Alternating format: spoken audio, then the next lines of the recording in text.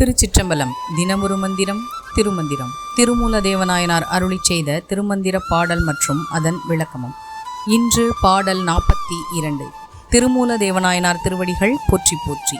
போயரன் தன்னை புகழ்வார் பெறுவது நாயகனான் முடி செய்ததுவே நல்கும்.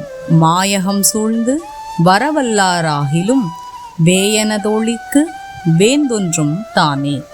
சிவபெருமானை விரும்பிச் சென்று புகழ்வார் பெறுவது நான் என்னும் அகங்காரம் அழிந்து சிவபோதம் அடையும் வரமாகும்.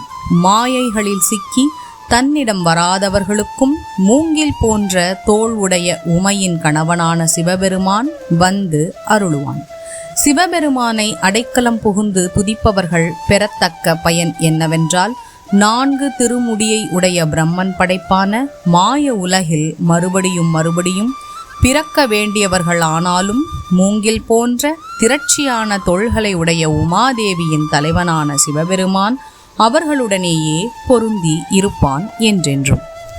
திருமூலனாகிய யாம் வழங்கிய இந்த 3000 தமிழ் மந்திரங்களும் யாம் பெற்ற இன்பம் இந்த உலகத்தில் உள்ள அனைத்து உயிர்களும் பெற வேண்டும் என்ற அன்பினாலேயே எம் குருநாதன் இறைவனின் அருளால் வழங்கப் பெற்றது. இந்த மந்திரங்களை காலையில் எழுந்து அவற்றின் பொருளை ஓதி உணர்ந்து அதில் உள்ள கருத்துக்களை கடைபிடித்து வந்தால் உலகங்கள் அனைத்திற்கும் தலைவனாகிய சதாசிவமூர்த்தியை சென்று அடைந்து யாம் பெற்ற பேரின்பத்தை அனைவரும் பெறலாம் என்று திருமூலர் அருளுகிறார்.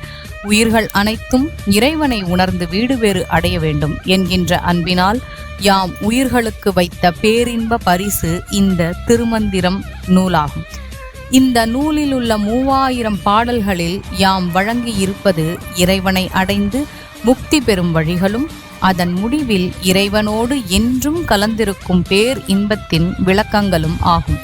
இறைவனின் அருளால் அறிவுபூர்வமாக இயற்றப்பட்ட இந்த 3000 பாடல்களும் அனைவருக்கும் பொதுவானவையாகும்.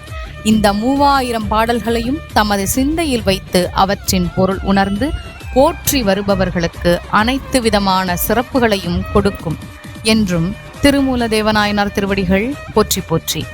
இந்த திருமந்திரத்தினை ஓத குருவருளும் திருவருளும் துணை நிற்கட்டும். திருச்சிற்றம்பலம். நல்லது நடக்கும், நல்லதே நடக்கும். ஆனந்தமாயிருப்போம் நண்பர்களே. மேலும் இது போன்ற தகவல்களுக்கு இறை உணர்வுடன் இணைந்திருங்கள்.